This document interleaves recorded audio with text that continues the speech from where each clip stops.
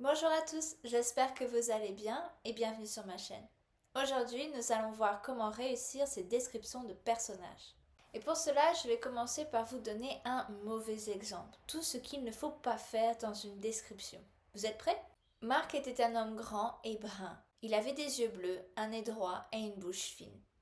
Marc aimait beaucoup marcher dans la ville et il le faisait souvent. C'était un homme sympathique. Voici la description de Marc et comme vous pouvez le constater, c'est d'un ennui total et le lecteur ne va absolument pas se souvenir de Marc d'ici 10 minutes. Dans cette description, il y a 3 défauts principaux qu'il faut absolument éviter. Il y a tout d'abord un manque d'impact visuel, une absence de caractère et un vocabulaire plat et vague. Ce sont les 3 grands problèmes. Et si vous faites attention à ces aspects dans vos descriptions, vous allez gagner en intensité et faire que le personnage soit agréable à découvrir. Une bonne description permet de visualiser le personnage ou le paysage ou l'objet dont vous parlez. S'il n'y a pas d'impact visuel, ça va être très dur pour le lecteur de s'imaginer ce qu'il est en train de lire. Quelqu'un de brun, grand, sympathique, ce n'est pas assez en fait pour avoir un impact visuel, c'est trop commun, c'est un peu un monsieur tout le monde. Vous pouvez avoir ce genre de personnage quand il est en contraste avec quelque chose d'autre. Imaginez un monde très macho où il y a plein de personnes musclées et que le contexte est assez violent et qu'il y a un monsieur tout le monde plutôt grand, sympathique, pas très musclé et ça dénote, là ça peut marcher d'avoir ce genre de description. Mais si vous placez votre personnage dans un contexte, on va dire, plutôt normal, et que cette apparence ne dénote de rien, le lecteur va oublier ce personnage très rapidement. Le deuxième défaut, c'était une absence de caractère. Et le caractère, c'est très important pour un personnage. Il ne faut pas seulement penser à décrire physiquement quelqu'un, il faut que ces traits physiques apportent des éléments sur sa personnalité. Ce caractère précis n'est pas interchangeable. Il ne peut pas être transposé sur un autre caractère. C'est pour cela que si vous faites des personnages qui sont communs et vagues, s'il y en a 3-4 dans votre roman comme ça, et qui n'ont pas de caractère précis, le lecteur ne va plus savoir qui pense quoi et qui est qui. Il faut que dès que votre personnage rentre en scène ou dès qu'il y a un dialogue, le lecteur puisse identifier très facilement à quel personnage il a affaire. Le lecteur doit se souvenir de votre personnage, mais aussi il doit sentir des émotions, comme par exemple de l'admiration, de la crainte, de la compassion. Et en ayant un personnage qui a du caractère, vous allez arriver à faire cela. Mon troisième point, c'était le vocabulaire vague, brun, sympathique, grand. Il n'y a pas assez de nuances dans ce vocabulaire-là, c'est assez plat et ça ne nous laisse pas la place d'imaginer un personnage. C'est le moment où vous pouvez mettre une bonne métaphore. Pensez à la tête d'œuf de Hercule Poirot.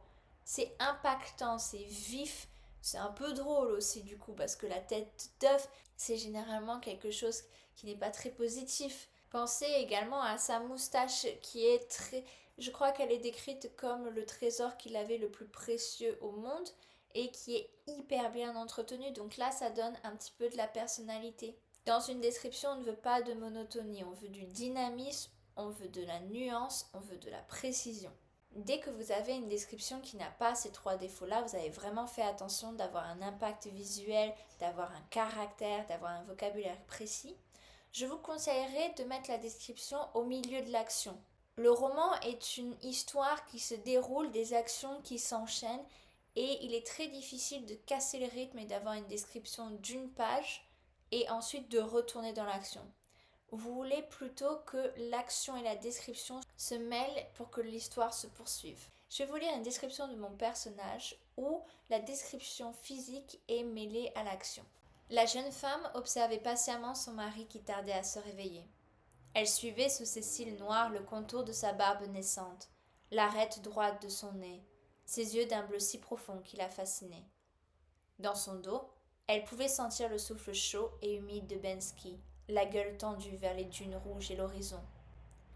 Chaque secousse de ses bras nerveux faisait rebondir ses bouclettes blondes sur ses joues hautes et rondes. Ils étaient déjà en retard, mais cela ne la dérangeait pas. Beaucoup auraient sermonné, bousculé, râlé, mais pas Wirin. Une aura douce et apaisante émanait d'elle, et entre ses bras solides, elle enlaçait avec chaleur sur sa poitrine réconfortante. Ses grands yeux noirs regardaient avec une langueur infinie le buste de son mari se lever et se baisser, bercé par un sommeil profond.